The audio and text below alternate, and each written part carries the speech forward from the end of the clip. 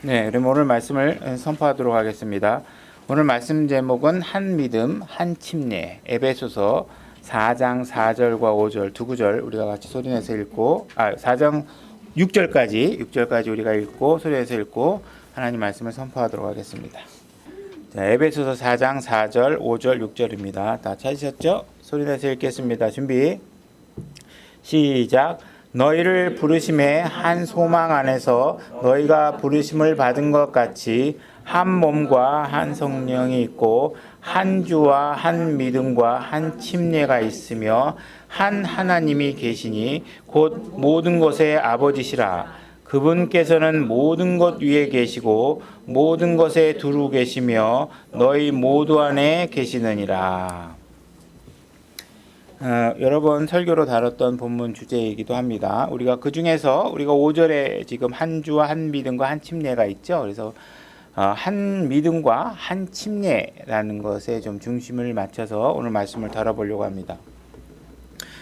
우리가 믿음이라는 것은 세상에는 정말 사람의 수만큼이나 다양한 믿음을 가지고 사는 것을 보게 됩니다. 그죠? 그래서 심지어 우리도 친구들하고 이렇게 얘기하다 보면 내가 생각하고 있는 내가 믿음, 그죠? 결국은 실상이 없고 결과를 지금 당장 확인할 수 없는 대상에 대해서 서로가 갖고 있는 믿음이 굉장히 다르다는 것을 알 수 있게 됩니다. 더 나아가서 우리 종교 같은 경우에도 많은 다양성을 띠고 있죠. 절에 가는 사람도 있고, 교회 가는 사람도 있고, 성당에 가는 사람도 있고, 저마다 뭐 남녀 호랑개교 뭐 이런 것들 수도 헤아릴 수 없이 많은 종교들의 믿음을 갖고 있습니다. 그래서 우리들이 입장에서 보면 저런 걸 왜 믿나 싶지만 그들에게는 무슨 이유에서인지 어쨌든 다양한 종교들을 갖고 있습니다. 신념도 마찬가지입니다. 각자 갖고 있는 신념들이 다 다르죠. 각자 신념도 다르고 특히 이데올로기, 요즘엔 특히 보면 정치적 견해들이 굉장히 다양하고 거기에 대한 확신이 하나님에 대한 말씀보다도 더 절대적인 것을 보게 됩니다. 심지어 목사라고 하신 분조차도 어떻게 본인의 절대성이 하나님보다 우월해서 하나님도 찍소리하면 안 되는 상황까지 몰고 가는 상황들을 보죠. 그래서 이와 같이 너무나 다양한 믿음들이 있죠. 근데 성경은 우리에게 하나의 믿음이 있다 이렇게 얘기하고 있는 부분을 우리가 지금 살펴보고 있는 것입니다. 로마 카톨릭 같은 경우를 보게 되면 형상에다 대고 기도를 합니다. 그죠? 마리아상 앞에 가서 기도하고, 그죠? 마리아상을 여기다 놨다가 졸로 옮겨 놓으면 사람은 또 골로 옮겨가서 기도를 해야 되죠. 그죠? 그 마리아상 없애면 어디 가서 기도해야 될지 방황하게 됩니다. 그죠? 그래서 카톨릭이라는 것이 마치 사람들은 기독교와 유사 종교고 마치 기독교의 구우 종교라고 생각하고 있지만 그들은 전혀 우리와 결을 달리하고 있는 다른 종교라는 사실을 우리가 인식하게 됩니다. 그래도 어쨌든 간에 그런 믿음을 믿고 있는 것이죠. 그죠? 그래서 마리아 앞에 성모 마리아에게 감사하고 이런 것들을 우리와는 다른 믿음을 갖고 있다는. 여호와의 증인들 같은 경우에는 보면 우리와는 전혀 다른 예수 그리스도를 믿고 있다는 것입니다. 그래서 그분은 하나님의 아들이 아니고 뭔가 대언자나 그죠? 창조물 하나님께서 창조해낸 대상 이런 걸로 믿고 있다는 것을 알 수 있습니다. 또 몰몬교 같은 경우에도 그 사람들은 성경이 또 따로 하나 있어요. 몰몬경이라는 게 따로 있습니다. 그래서 그들은 또 신구약 위에 미국의 유타주인가 제가 얘기하던 저도 잘 모르지만 유타주에 있는 어떤 사람이 그 하나님한테 계시를 받아갖고 성경을 하나 또 적었어요. 그죠? 그러니까 우리와는 완전히 다른 신앙을 갖고 있는, 다른 성경책을 갖고 있으니까 믿음의 내용이 다르겠죠. 그래서 이와 같이 우리는 정말 다양한 기독교 안에서조차도 같은 기독교라고 하는데도 정말 다양한 그런 것들이 있어요. 그래서 저도 어저께 그때 선교사님하고도 교제하면서도 피부로 새삼 느낀 건 뭐냐면 저는 저 나름대로 굉장히 이렇게 하나님께서 잘 인도하셔서 큰 오류 없이 내 마음에 저도 물론 이제 순복음교회 베이스도 있고 다 이렇게 여러 가지 은사주의 교회도 경험하면서 난 거기에 동화되지 못했었거든요. 이상하다고 생각했었고 동화되려고 노력하는데 안 되고 그죠? 그런 경험을 했지만 어쨌든 다양한 믿음이 있어서 무슨 얘기 하려다 잊어버렸는데 하여튼 다양한 믿음 너무나 다양한 믿음들이 기독교 안에서도 존재한다는 거예요. 그거 얘기하려고 그래요. 믿음 저는 이게 와서 이렇게 다른 사람들이 신앙을 하면서 겪는 고민들 있잖아요. 그 고민들에 관해서 별로 이렇게 생각을 별로 이 너무 당연한 거 아니야? 너무 당연한 것 같은데 다른 사람들은 이해가 안 되는 부분에서 고민을 하고 있는 걸 많이 목격하면 전 이해가 그게 안 되는 거예요. 이게 너무 이렇게 정확하게 왔기 때문에. 그래서 이게 사역을 하려면 그 헤매고 있는 지역에 관한 이해도가 좀 높아져야 되겠다. 그래야 그 사람들에게 이렇게 좀 길을 좀 안내해주고. 그래서 제가 그런 거에 대한 결핍을 많이 느꼈어요. 너무 좀 이렇게 스트레이트하게 거의 뭐 이삭의 축복처럼 진짜 순탄한 신앙생활을 많이 해와서 그래서 믿어지는 거, 믿는 거 이런 것들이 왜 헷갈리는지 이해가 안 가는데 의외로 그런 거에 대해서 헤매는 분들이 많다고 그러더라고요. 그래서 좀 우리가 킹제임스 진영 안에서도 좀 구원에 관한 기본적인 교리에 관한 스탠다드한 좀 책들이 좀 나왔으면 좋겠다고 얘기하시고 저도 거기에 공감을 하고 하나님께서 그런 거 허락하셔서 좀 이렇게 표본이 될 수 있는 가이드라인들이 좀 나왔으면 좋겠다는 생각이 듭니다. 우리가 성경에서 그 다른 복음에 관해서 엄중한 경고를 하고 있는데 갈라디아서 1장 6절로 한번 가보겠습니다. 제가 읽겠습니다. 그리스도의 은혜 안으로 너희를 부르신 분을 너희가 이렇게 속히 떠나 다른 복음으로 옮겨가는 것을 내가 이상히 여기노라. 그것은 또 다른 참 복음이 아니며 다만 너희를 어지럽히고 그리스도의 복음을 왜곡하려는 자들이 더러 있더라. 그러나 우리나 혹은 하늘로부터 온 천사라도 우리가 너희에게 선포한 복음 외에 어떤 다른 복음을 너희에게 선포하면 그는 저주를 받을지어다. 성경에서는 계속 반복해서 여러분들에게 교회 안에 거짓으로 여러분들을 속여서 끌어내려고 하는 무리들이 있다. 이렇게 계속 얘기를 하고 있습니다. 그죠? 그래서 일이나 이런 늑대들이 들어와서 양의 탈을 딱 쓰고 여러분들을 속이려고 하는 사람들이 있다. 그러니까 여러분들이 정확하게 붙들어야 할 것은 무엇이냐? 성경 말씀이다. 그래서 여러분들이 성경 말씀에 능통하셔야 돼요. 성경 말씀의 기본적인 교리에 능통하셔서 다른 사람이 뭐라 그러면 이게 성경에 있는 말씀인가 이렇게 비교해야지. 그 사람 말이 너무 그럴듯해서 그 사람 말을 쫓아가다 보면 멸망의 길로 갈 수 있는 상황이 된다는 것이죠. 그래서 오늘날 대형 교회들을 보면 대형 교회들이나 이렇게 어쨌든 뭔가 성장 위주의 교회를 지향하고 있는 교회들을 보면 정말 성경과는 정말 일치하지 않는 많은 다른 복음들을 기복적인 복음들을 선포하는 교회들이 많습니다. 그래서 의외로 이게 정말 우리가 볼 때는 이게 먹히나 요즘 같은 세상에 그런데 사람들은 정말로 그렇게 자기 육신적 기복에 어떤 축복을 주는 그런 걸 가르치는 교회를 의외로 선호한다는 것이죠. 그래서 대학 입시를 위해서 교회를 나오고 대학 입시를 위한 기도회를 열고 그래서 마치 예수 그리스도가 그 대학 입시를 위해서 십자가에 돌아가신 것처럼 생각하는 그런 믿음을 가르치는 사람들이 의외로 많다라는 것이죠. 그 다음에 예수 그리스도를 믿으면 부자가 될 수 있다. 이렇게 얘기를 하면서 성경과는 전혀 결이 다른 여러분들이 부자가 안 된다. 이것도 아니지만 하나님께서 필요한 사람에겐 부자로 하시고 그죠? 이 세상에 법칙이 또 있잖아요. 하나님께서 이 세상의 법칙을 열심히 부지런히 일하는 사람들이 부자가 될 개연성이 높겠죠. 그죠? 맨날 누워서 게임이나 하고 놀고 있고 이런 사람들은 부자가 될 수 없겠죠. 그죠? 그러니까 이건 이대로의 법칙이 있는 건데 하나님이 그런 법칙을 무시하고 하나님 믿는다는 이유로 하나만으로 갑자기 사람들을 부자로 만들어준다든지 이런 것들을 이야기할 수 없잖아요. 그죠? 그래서 오늘날은 정말 다양한 가치관들이 있죠. 그래서 우리가 지난번에도 얘기했지만 숫자 위주의 어떤 그런 평가. 그래서 마치 저 사람이 위대한 목사인가 훌륭한 목사인가는 그 교회 성도가 몇 명인가 이걸 갖고 판단하려는 것이죠. 그죠? 그래서 이 교회 인터넷 예를 들어 구독자가 몇 명이야 이거 갖고 이 교회는 무시하면 안 돼. 이런 판단을 한다는 것이죠. 그죠? 근데 이런 것들은 굉장히 성경과 다르다는 것입니다. 그죠? 지난번에 얘기했다시피 요나 같은 경우에는 정말 하나님 말씀 뺀질 안 들었지만 하나님의 계획하심을 요나가 안 하면 딴 사람이 시켰겠죠. 어쨌든 그래서 하나님께서 그 기회를 주시고 해서 많은 사람을 구원케 하시고 회개케 하셨지만 예레미야 같은 경우는 정말 하나님 말씀대로 신실하고 열심히 했지만 단 한 사람도 회심시키지 못하고 대언자로서의 역할을 맡아야 된다는 거죠. 그럼 누가 더 위대하냐? 숫자를 보고 하는 게 아니라 하나님 말씀에 누가 순종하느냐. 더 하나님 결과는 우리에게 속해 있는 게 아니잖아요. 결과는 그분께서 알아서 하실 일이고 우리는 가라 그러면 가고 앉으라 그러면 앉고 모이라 그러면 모이고 들으라 그러면 듣고 그죠? 이런 일들을 하는 것뿐이라는 것이죠. 그래서 오늘날 기독교가 심지어는 진화론 같은 거를 받아들이고 하면서 과학과 믿음의 경계선상에서 우리가 믿음보다는 하나님 말씀에 대한 믿음보다는 과학이라는 그런 거짓 진리에 우리가 더 관심을 갖게 되는 것가 많다는 것이죠. 디모데전서 6장 20절로 가보겠습니다. 디모데전서 6장 20절입니다. 제가 읽겠습니다. 디모데야 속되고 헛된 말장난과 또 거짓으로 과학이라 불리는 것들의 반론들을 피하며 내게 맡긴 것들을 지키라.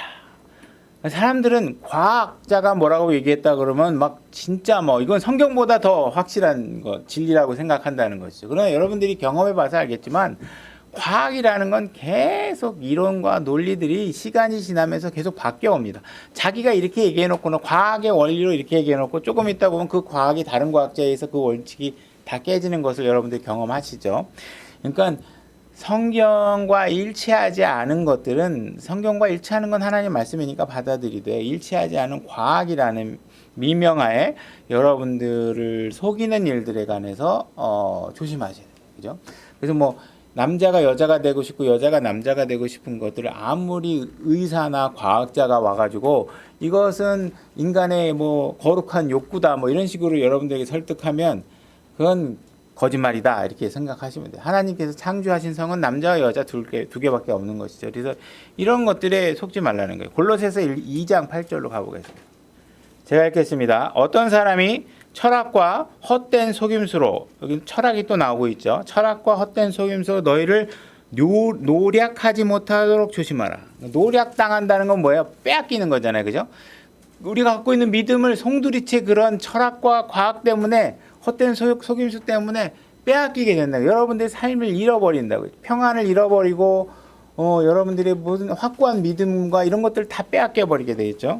그것들은 사람들의 전통과 세상의 유치한 원리를 따르는 것이요 그리스도를 따르는 것이 아니다.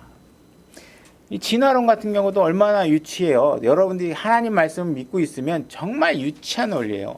없는 거를 만들려니 엄청나게 거짓말에 거짓말을 덮어서 마치 무슨 우연히 생겨난 무슨 박테리아 하나가 아미노산 하나가 고등생물이 된다. 이건 그들이 얘기하는 과학이 증명할 수 없는 이야기들을 하고 있단 말이죠. 그죠? 그러니까 이런 것들에 대해서 우리가 조심하셔야 된대요. 그래서 교회들조차도 설교할 때 보면 마치 세상의 철학자나 훌륭한 삶을 사는 사람의 명언들을 이용해 가면서 하나님의 말씀을 지지하게 만들려고 하는 경우들이 있다라는 것이죠. 그죠? 그런 것들은 웃기는 거죠. 거꾸로인 거죠. 그죠? 그들이 하나님 말씀이 더 절대적인 건데 하나님 말씀이 우수성을 입증하기 위해서 철학자들의 말을 인용하고 사람들의 지지를 구걸하는 이런 일들의 접근 방식은 굉장히 잘못된 것이다. 그건 그들이 하나님 말씀에 서 있는 것이 스스로가 확고하지 않으니까 내가 믿고 있는 믿음이 진짜 진리라는 확신이 없으니까 어떻게 해요? 과학자들도 이렇게 성경 말씀이 이게 옳다라고 지지해요. 어느 과학자가 얘기했더니 이 성경 말씀이 진리라고 얘기해요. 그들이 진리이기 때문에 성경 말씀이 진리가 아니죠. 진리는 하나님께서 선포하는 순간 그 말씀이 그 스스로가 진리임을 선포하고 계시는 거예요. 그러니까 하나님 말씀에 입증되어야 그게 진리가 되는 거지. 누군가 과학자가 입증했다고 하는 것들이 하나님 말씀이 진리가 되는 게 아니에요. 그들이 입증하지 못하는 것들이 수두룩하게 많은데 그 뭐 하나님 말씀이 그러면 인간이 입증하지 못한 내용들에 대해서는 진리라고 선포할 수 없는 게 아니잖아요. 그죠? 그래서 이런 부분에 관해서 우리가 자세를 올바로 가질 필요가 있다. 우리가 과학자들이 이 온 우주의 시작을 설명하는 그 과학 이론 중에 하나가 빅뱅 이론이라는 게 있습니다. 빅뱅 이론. 이 빅뱅 이론은 우주가 처음에 어떻게 생겼는지를 설명하기 위해서 개발해 놓은 그 논리예요. 뭐 저도 뭐 그들이 주장하는 과학적인 무슨 공식이나 이런 것들은 잘 알 수 없지만 어쨌든 그들이 주장하는 내용들은 뭐냐면 과거 어느 오랜 시점에 점 하나가 폭발해 가지고 이 온 우주가 팽창해 가면서 생겼다는 거죠. 그죠?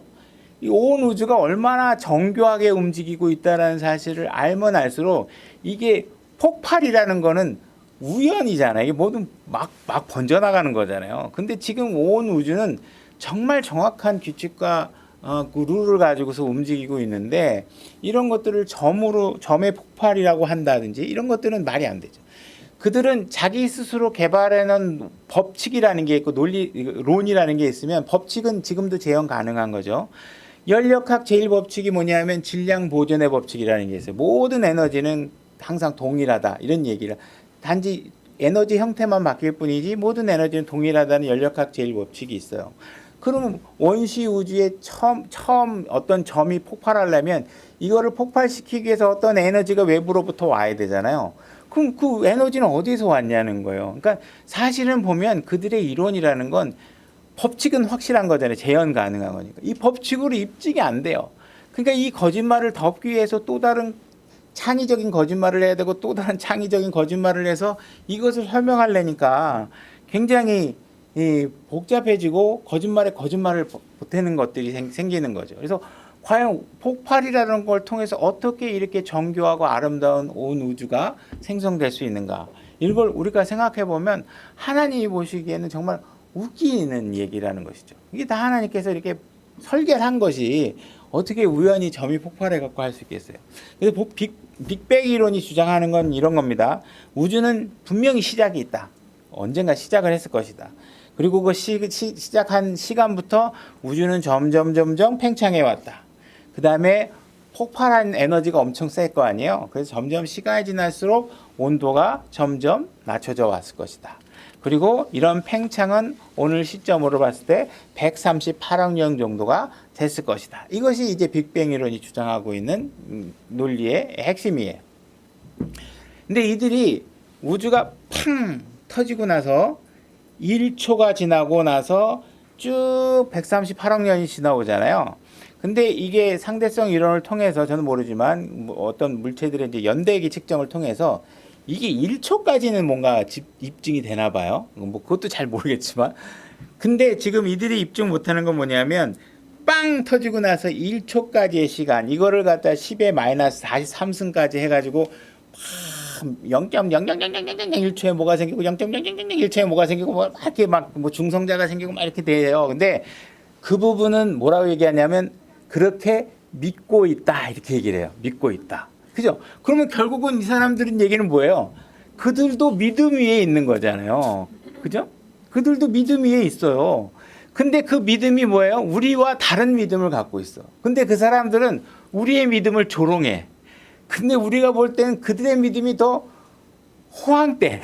제가 봤을 때, 그죠? 이건 정말 한 번도 무너져 본 적이 없잖아요. 수많은 사람들이 도전했지만 하나님의 말씀이 절대적으로 틀리다. 이 입증된 적이 없어요. 하나님은 계속 기록된 이후에 한 번도 변함이 없는 것이죠.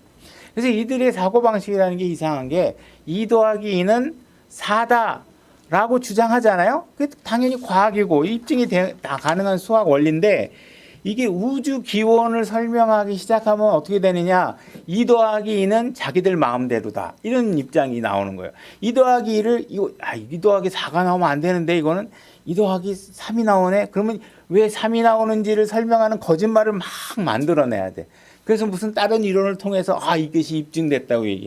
그냥 아무도 입증할 수 없어. 그 시간에 그 시점을 누가 확인할 수 없는 거잖아요. 그냥 믿음의 영역이에요. 그러나 우리는 확고한 믿음이지. 하나님께서 만드신 거예요. 하나님께서. 그죠? 그러니까 뭔가 옳고 그름을 일반적인 상식론 선에서 얘기할 때는 이게 옳다, 그르다, 이게 말을 할 수 있다가도 창조주에 관한 이야기라든지 우리 영적인 문제를 다루게 되면 옳고 그름의 경계가 사라지기 시작한다는 것이죠. 그죠?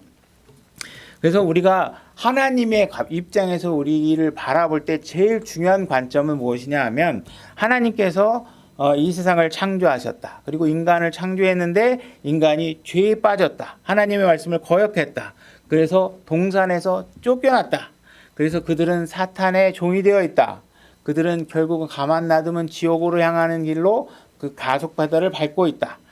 이런 상황에 놓여 있고 하나님의 관점에서 이 문제를 해결하기 위해서 하나님께서 어떻게 생각하고 계시냐면 이들을 멸망치 않게 해야 되겠다. 그래서 내가 내 아들을 이 땅에 보내고 그들과 내가 화해할 수 있는 방법을 책하고, 그래서 그 예수 그리스도의 피를 통해서 그 화해의 길을 제시하고 그들에게, 우리에게 이것을 믿으면 내가 너와 화해할 수 있고 너를 멸망의 길에서 생명의 길로, 그죠? 하늘과 나와 더불어 영원히 살 수 있는 길을 같이 갈 수 있다고 제시하는데, 사람들은 너무나 이 길이 좁고 가기 싫다고 얘기하는 거예요.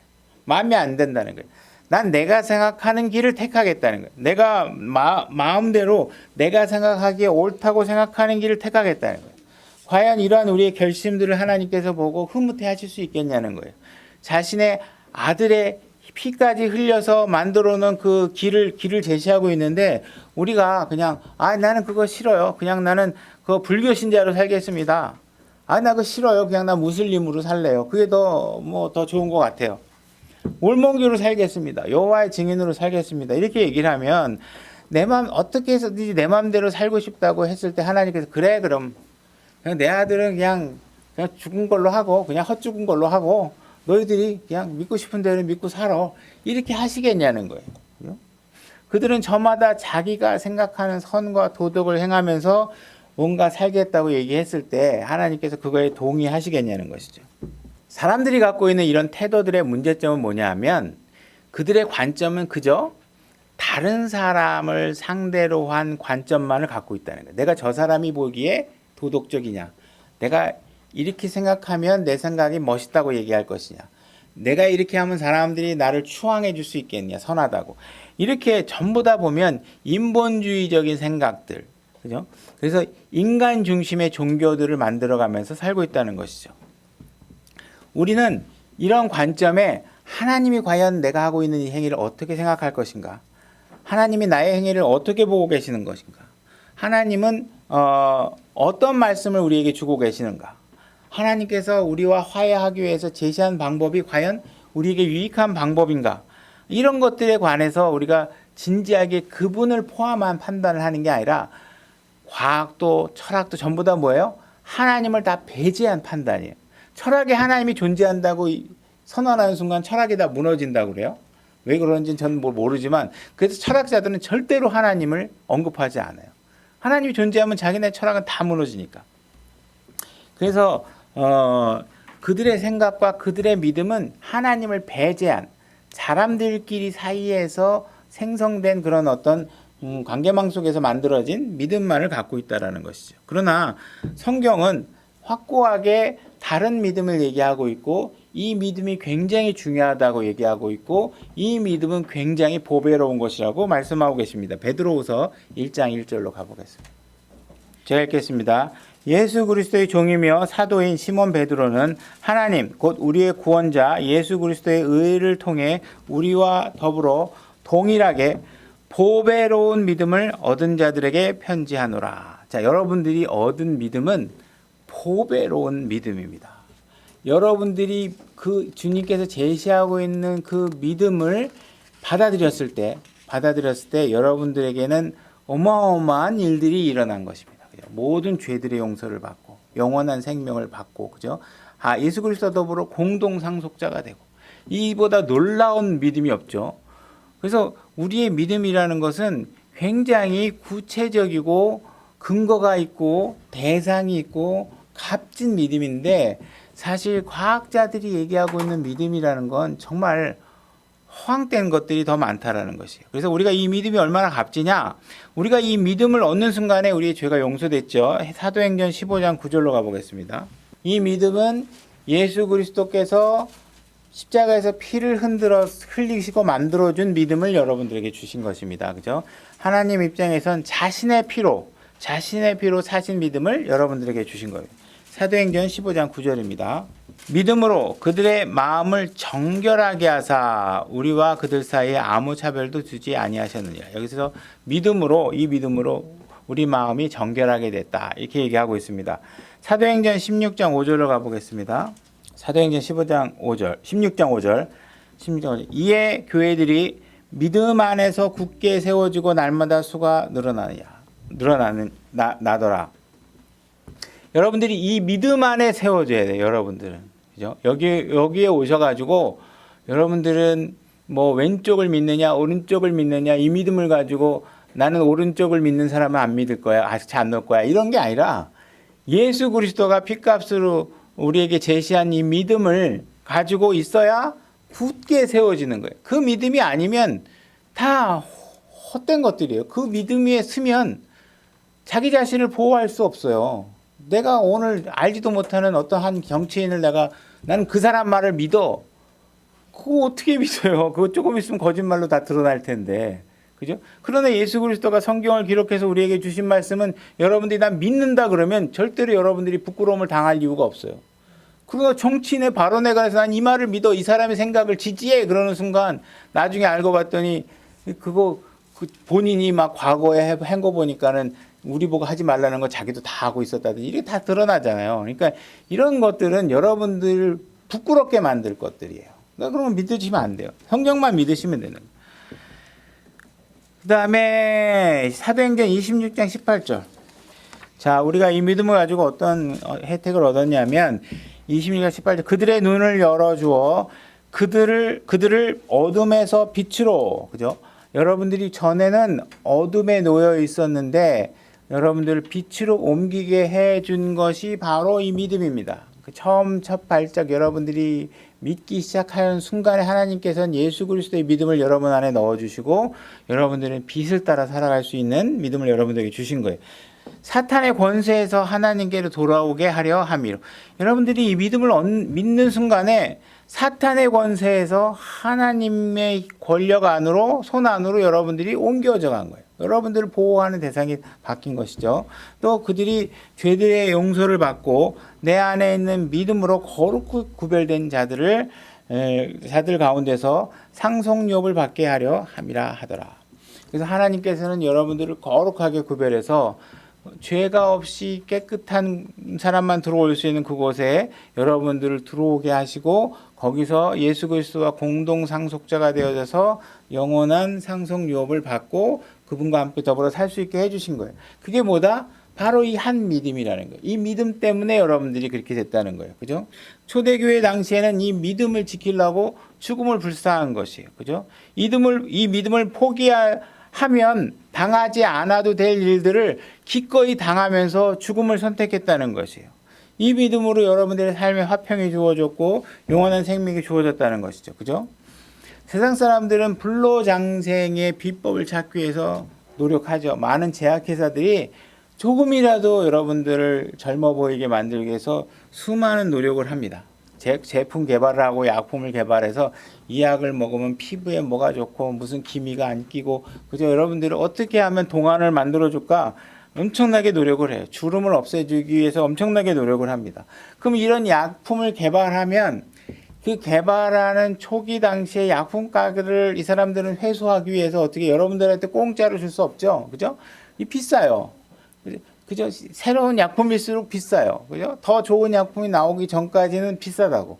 여러분들이 그런 것들을 쓰려면 돈도 많이 있어야 되고, 나름대로, 시간도 있어야 되고, 어쨌든 여러 가지로 모든 사람에게 공평하게 배분되는 혜택들이 아니라는 것이죠. 그죠? 여러분들이 젊음을 유지하기 위해서 수많은 사람들이 투자하는 건 돈을 벌기 위해서지 여러분들의 유익을 위해서가 아니에요. 그러나 여러분들이 동안을 갖고 싶고 주름을 없애고 하는 이런 지엽적인 문제에 매달리고 있을 때 하나님께서는 여러분들에게 무엇을 해결해 놓으셨냐 하면 여러분들이 아무리 주름 피고 피부 땡기고 뭐 이렇게 해봐야 결국은 죽어요. 안 죽을 수 없잖아요. 그죠? 그러나 예수 그리스도께서는 여러분들에게 무엇을 해결해 놓으셨냐? 죽음의 문제를 해결해 놓으셨어요. 그럼 여러분들이 영원한 새로운 그 영광스러운 몸을 입고 가면 그 동안 걱정 안 하고 사셔도 돼요. 그냥 젊음을 유지하면서 영원토록 사실 수 있어요. 근데 그것을 선택하지 않고 내가 여기서 조금 10살 어려 보여요. 그러면 좋아가지고 헤헤거리면서 그거 유지하다가 결국은 늙어 죽는데 거기에 매몰되고 우리가 살 이유가 없잖아요. 그죠? 그러니까 무엇을 선택해야 되는지 우리가 알면 우리가 올바른 믿음을 정말 보배로운 믿음을 가질 수 있다는 것이죠. 그죠? 여러분들이 만약에 하나님의 창조하심을 믿지 않고 진화론을 믿는다 이렇게 얘기하면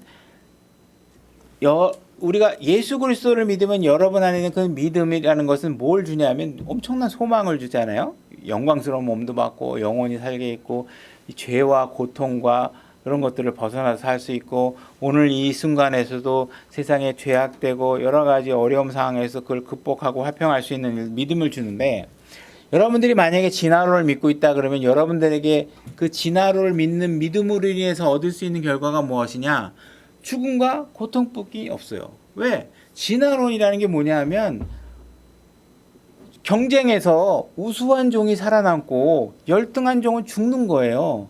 그럼 여러분들이 지금 살고 있는데 옆에 있는 사람보다 우수하지 않다. 그러면 사라져야 될 존재예요. 여러분들은 그냥 없어져야 될 존재지 거기서 같이 무슨 살아서 좋은 존재가 될 수 있다고 얘기하는 게 아니에요. 그러니까 진화론을 믿으면 여러분들의 귀결은 뭐냐? 빨리 열등한 존재들은 죽어서 우수한 종들만 남게 만드는 것. 그럼 우수한 종이라는 건 상대적이잖아요. 아무리 우수한 종이 나와도 그 우수한 종 가운데 경쟁해서 또 다른 열등은 죽게 되고 그럼 결국 여러분들이 어떻게 돼요? 또 다른 히틀러를 만나는 삶을 사셔야 된다는 거예요. 진화에 방해가 되는 존재. 우수한 종이 나오는데 방해가 되는 존재는 전부 다 사라져야 된다고 얘기하고 있는 거예요. 그러니까 우리가 갖고 있는 믿음이라는 게 얼마나 뛰어나고 우수한 가치가 있는 믿음이라는 사실을 우리가 알지 못하면 자꾸 헛된 것들을 믿어요. 그죠? 어느 서울대 의사 뭐가 뭘 하면 뭐 한다. 뭐 박수 치면 오래 산다고 한 사람도 제명에 못 살고 죽어. 그렇잖아요. 행복한 가정을 만들어 주겠다고 하는 사람들도 부부가 자살을 해. 아니 그런 거짓말에 왜 속아 나냐고. 그게 그때 마케팅을 통해서 돈이 움직여서 방송사와 연합을 해서 여러분 TV 보면 맨날 오늘은 무슨 어성초가 좋아요. 그거 다 뭐예요? 뒤에서 다 돈 다 짜고 여러분들 속이는 거예요. 그럼 다음날 가면 막 어성초가 다 없어져 있고 다 물건이 품귀 현상이 일어나잖아요. 뭐가 잘 안 팔리면 언론사하고 해가지고 다 만드는 거예요. 왜 그런 거는 막 하나님 말씀보다 더 심짓한지 뭐지듯이 믿으면서 하나님 말씀의 진리는 변함없이 여러분들에게 진리와 여러분들의 안전과 거룩함과 평안을 위해서 얘기하고 있는데 왜 이걸 안 믿느냐는 거예요. 이 믿음이라는 것은 정말 우리 지혜로 설명할 수 없는 것들이란 말이에요. 과학자들이나 철학자들이 나와서 하나님이 있는 것 같아요, 없는 것 같아요 떠들어봐야 조금만 마음 먹고 덤벼들면 다 자기 모순에 빠진 주장들밖에 없다고요. 우리의 믿음은 무엇이냐? 우리의 믿음은 사실상 그렇게 허황된 것이 아닙니다. 우리의 믿음은 대상이 있어요. 누구냐? 우리의 믿음은 예수 그리스도예요. 예수 그리스도는 허상의 존재가 아니라 이 땅에 역사적으로 실질적으로 존재하셨던 분이에요. 그죠? 그러니까 우리가 이분이 어떻게 존재하는 걸 믿을 수 있냐? 그냥 우리가 주장한다고 되는 게 아니라 여러 가지 역사 사료 자료들과 여러 가지 증빙자들이 예수 그리스도가 이 땅에 살아가셨고 실존했던 인물이라는 것을 입증하고 있어요. 이게 과학이지 뭐예요. 이런 거 과학은 이런 데 쓰는 거지 뭐예요. 이게 입증되고 있다라는 거예요. 물론 그들이 입증하지 않아도 하나님께 말씀으로 다 진리지만 과학의 진리들도 이런 것을 거부할 수 없다고요. 그분은 성경을 통해서 기록을 통해서 어떤 기적을 일으켰는지, 그분이 병든 자를 어떻게 치료했는지, 죽은 자들을 어떻게 살리셨는지, 그 다음에 심지어 성경에는 그분이 원래 하나님이셨는데 하나님이 육신을 입고 이 땅에 오신 분이 예수 그리스도라는 사실을 우리에게 알려주고 있다는 것이에요. 그리고 그분이 부활하셨던 사실도 우리에게 알려주고 있어요. 부활이라는 것도 마찬가지로 그분의 빈 무덤과 그분이 죽으셨던 것을 목격했던 많은 증인들이 있었단 말이에요. 그죠? 그러니까 그분이 죽었다는 사실을 부인할 수가 없어요. 예수 그리스도의 제자들이 그냥 그렇게 주장했기 때문에 주장한 게 아니라 이 주장은 여러 증거 자료들로 목격자들에 의해서 입증되고 있다는 거예요.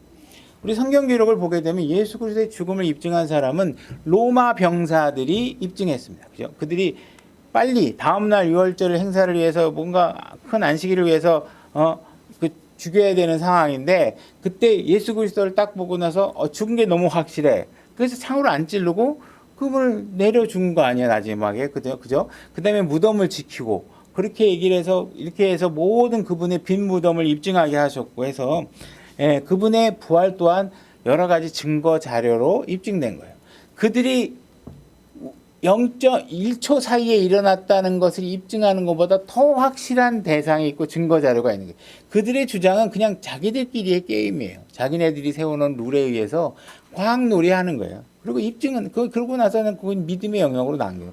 그 믿음이 얼마나 가치 있겠어요? 아무 가치도 없는 것이죠. 자, 요한복음 19장 32절로 가보겠습니다.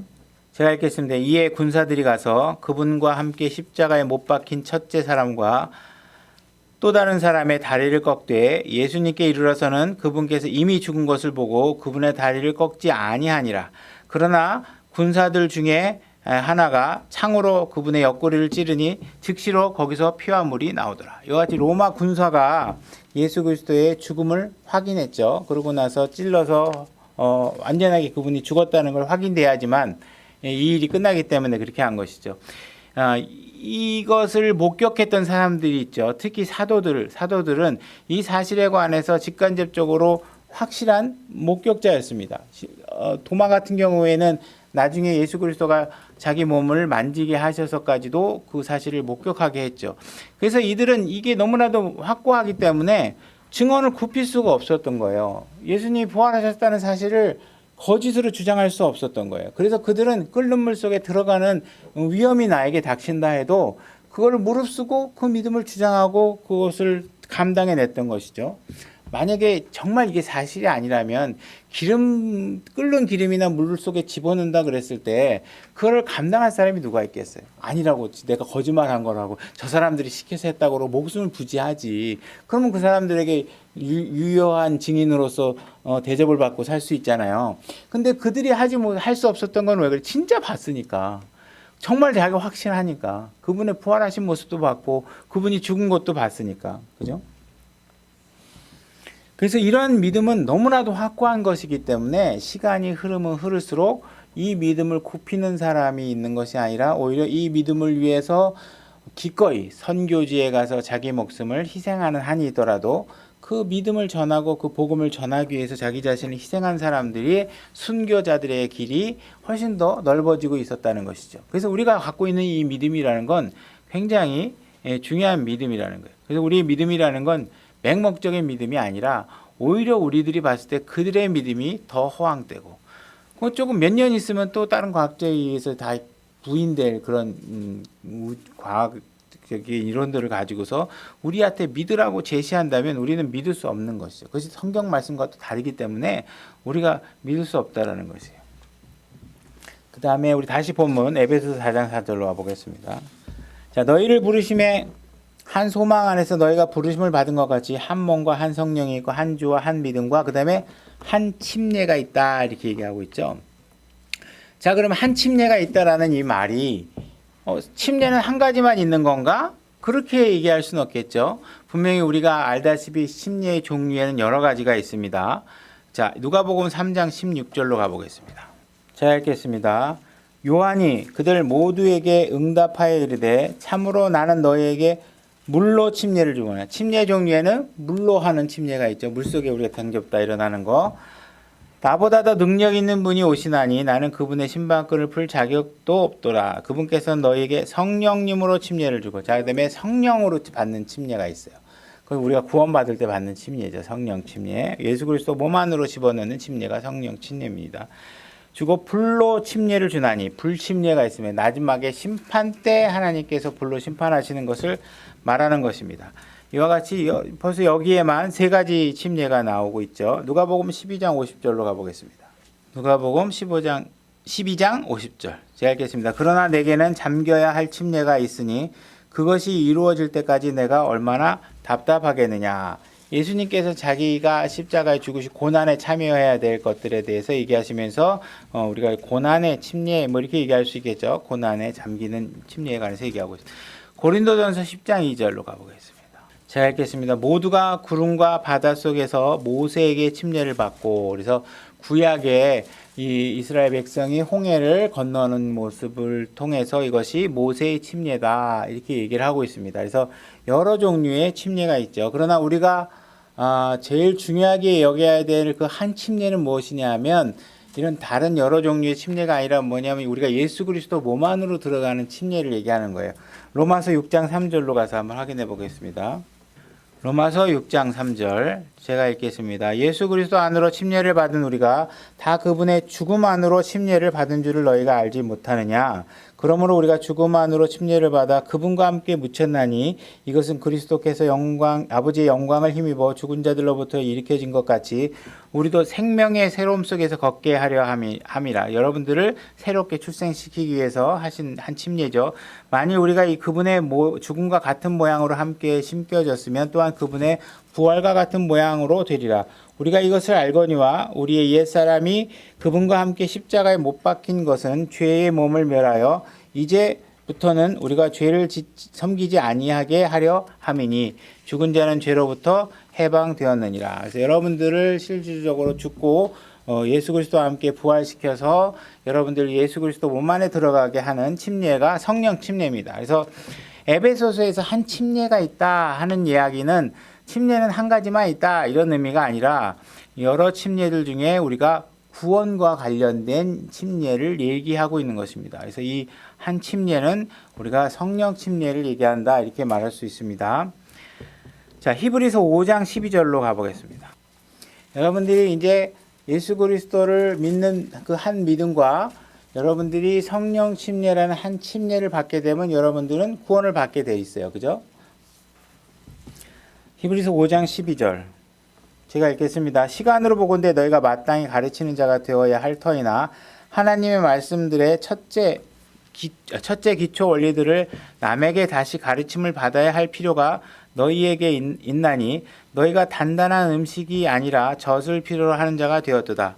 젖을 사용하는 자마다 갓난아이이므로 의의 말씀에 능숙하지 못하나니 그러나 단단한 음식은 장성한 자들에게 속하였나니 그들은 그것을 사용하여 자기 감각들을 단련시킴으로 선악을 분별하느니라. 자, 여러분들이 이제 구원을 받았다면 한 믿음과 한 침례로 인해서 구원을 받았다면 하나님께서 여러분들에게 요구하고 있는 것은 뭐냐면 성장하라는 거예요. 성장. 그죠? 우리가 아기가 출산했는데 애가 계속 몸무게가 늘지 않고 그대로 있고 계속 젖만 먹고 있으면 이게 심각한 문제잖아요. 그죠? 그러니까 하나님께서 요구하고 있는 건 뭐냐면 태어났으면 자라라는 거예요. 성장하라고 얘기하고 있는 것이죠. 그죠? 히브리서 6장 1절 다음으로 넘어가겠습니다. 6장 1절. 그러므로 우리가 그리스도의 교리의 기초 원리들을 떠나 완전함으로 나아가서 죽은 행위들로부터의 회개와 하나님을 향한 믿음과 침례에 관한 교리와 안수와 죽은 자들의 부활과 영원한 심판의 기초를 다시 놓지 말지니라. 지금 여기서 얘기하고 있는 것 죽은 자들의 부활, 죄로부터의 죽은 행위로부터의 회개, 하나님을 향한 믿음, 영원한 심판, 이건 뭐냐 하면 여러분들이 처음 구원받을 때 여러분들에게 놓여졌던 기초들이에요. 그죠? 여러분들이 얼마나 그 죽은 행위들로부터 벗어나야 되는지에 대한 절박감을 여러분들이 알았을 거 아니에요. 그러니까 여기서 얘기하고 있는 이 침례도 뭐냐 하면 구원과 관련된 침례를 얘기하고 있는 것이겠죠. 그래서 우리가 이런 기초를 이미 놓았으면 이제는 여기에 머무르지 말고, 그죠? 여기에 머무르지 말고 거룩함으로 향해 나가라고 얘기하고 있는 거예요. 더 이상 기초에 머물러서는 안 되고 우리가 그 성경 구절들을 더 열심히 해서 서로 상호 관련 구절들이 어떻게 엮여 있는지, 이 구절을 다른 성경에서 어떻게 얘기하고 있는지, 이와 같이 성경들에 대해서 깊이 있는 것들을 공부해 나가야 된다 이렇게 얘기하고 있어요. 여기 죽은 행위들로부터의 회개를 말하고 있는데 이 죽은 행위들로부터의 회개는 여러분들이 구원받을 때 한 번만 하면 돼요. 한 번만 하면 돼요. 근데 만약에 여러분들이 이거를 갖다가 자꾸 다시 죄를 졌기 때문에 다시 구원을 받아야 되는 게 아닌가? 이렇게 얘기하면서 자꾸 여러분들이 구원받았을 때의 기쁨이 너무 커서 그 구원을 자꾸 다시 받고 싶어서 구원의 과정을 자꾸 반복하려고 하는 행위들은 굉장히 무모하고 교리적으로 잘못된 행위라는 거예요. 왜냐하면 여러분들이 이미 예수 그리스도가 단 한 번 십자가에 들여짐으로 여러분들이 모든 죄를 사해 주셨는데 그걸 한 번 믿으면 끝나는데 자꾸 그거를 구원의 과정을 되풀이하고 싶어 하는 건 뭐예요? 예수님을 자꾸 십자가에 못 박는 일을 우리가 반복해서 하게 된다는 것이죠. 히브리서 6장 3절 하나님께서 허락하시면 우리가 이것을 하리라. 한 번 빚을 받고 하늘의 선물을 맛보고 성령님께 참여한 자가 되고 하나님의 선한 말씀과 오는 세상의 권능을 맛본 자들이 만일 떨어져 나가면 다시 그들을 새롭게 하여 회개에 이르게 함이 불가능하니 그들은 자기들을 위해 하나님의 아들을 새로이 십자가에 못 박아 드러내 놓고 그분을 모욕하느니라. 자, 예수 그리스도를 믿으면 엄청 기쁘죠. 그죠? 그렇다고 해서 여러분들이 그 기쁨을 다시 맛보려고 다시 구원을 받으려고 하는 것들은 예수 그리스도를 자꾸 다시 십자가에 못 박는 일을 하고 있는 것이다. 그러니까 구원 받았다면 이제 자꾸 구원에 머물러서 구원 좋아요, 구원의 기쁨이 있어요 하고 구원에 자꾸 머물러 있지 말고 어떻게 하라는 거예요? 이제 열매를 맺는 삶을 사셔야 되잖아요. 성장하시면서 구원에 머물러 있지 말고 이제 자꾸 구원이 준 그 메시지를 통해서 여러분들이 성장해서 자꾸 딱딱한 고기를 먹을 수 있어야 된다는 거예요. 그죠?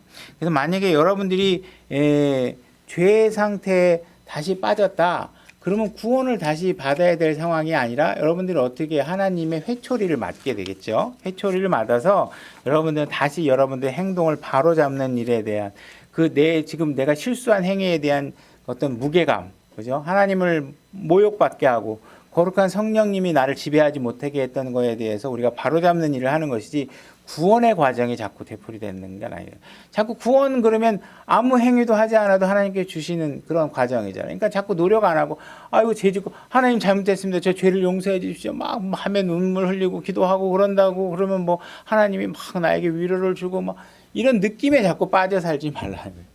그 회개 그거 하지 말고 당장 그 행위를 끌어내고 여러분들이 성장하는 길로 들어서야지 자꾸 뭐 주님 죄 내가 져놓고 뭘 하나님한테 자꾸 요구해. 내가 짓는 죄다 내가 하나님이 다 죄를 용서해 주세요. 그러면 여러분들은 그 다음부터 내가 죄를 안 짓고 내가 교회 나오고 내가 주님 섬기고 내가 열심히 벌어서 하나님을 위해서 쓰고 이런 일들은 내가 하는 거예요. 하나님을 위해서 돈을 쓰게 해주십시오. 하나님을 위해서 섬기게 해주십시오. 하나님을 위해서 교회 나가게 해주십시오. 그 하나님이 해주시는 게 아니잖아요. 그죠?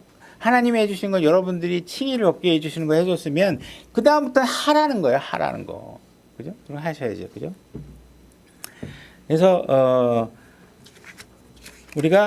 우리에게는 단 한 가지 침례만 있다. 이게 한 그 에베소서의 침례는 우리가 구원받을 때 받은 성령 침례. 이거 제일 중요한 것이죠. 나머지들은 이거에 비하면 가치를 비교할 수 없는 것이죠. 그래서 사무엘하 7장 13절로 가보겠습니다. 사무엘하 7장 13절 제가 읽겠습니다. 그는 내 이름을 위해 집을 건축할 것이요 나는 그의 왕국의 왕자를 영원토록 굳게 세우리라.